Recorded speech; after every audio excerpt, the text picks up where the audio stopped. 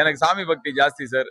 எல்லாரும் மக்களுக்கும் பக்தி ஜாஸ்தின்னு தியேட்டர்ல பார்க்கும்போது தெரியுது இல்ல. சோ நல்லா இருக்கு. 2 படம் தான் பண்ணிருக்கேன். எல்லா படத்துலயும் பண்ணல. 2 சாமி படம் பண்ணிருக்கேன்.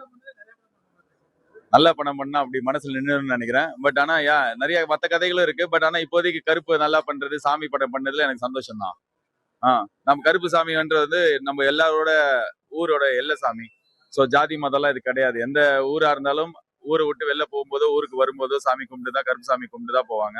சோ அப்படி ஊர்ல இருக்கிற எல்லாருமே இத அவங்க சாமியா நினைச்சு படத்தை பார்த்து கொண்டாடுறது ரொம்ப சந்தோஷமா தான் இருக்கு.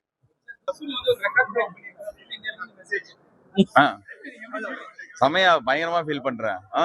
நீங்க பாருங்க, நீங்க கேள்வி கேட்கும்போது உங்களுக்கே சந்தோஷமா இருக்கு.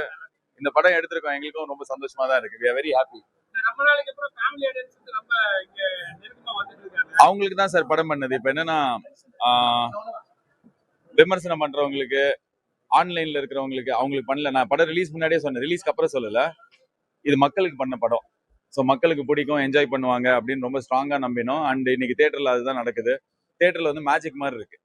ஒவ்வொரு ஸ்கிரீன்லயும் அந்த இன்ஸ்டாகிராம்ல அப்படி ஸ்க்ரால் பண்ணிட்டு ரீல்ஸ் பார்க்கும்போது அப்பா என்ன இப்படி இருக்கு, திருவிழா மாதிரி இருக்கு. ஸோ ரொம்ப சந்தோஷமா இருக்கு. சில பேர்லாம் சொன்னாங்க எப்படியும் ப்ரொடக்ஷன் கம்பெனில இருந்தே ஆள் அமைச்சிருவாங்க தியேட்டர்ல சாமி ஆடுறதுக்குன்னு. எங்களாலே இவ்வளவு பட்ஜெட் செலவு பண்ணி ஆள் அமைச்சிருக்க முடியாது. ஸோ அது படத்தோட பட்ஜெட்டோட ஜாஸ்தியா இருந்திருக்கும். ஸோ மக்களே இந்த படத்தை அவங்க படமா நினைச்சு கொண்டாடுறதுனால தான் இட் ஃபீல்ஸ் வெரி ஸ்பெஷல். ரொம்ப நல்லா இருக்கு. தேங்க்யூ.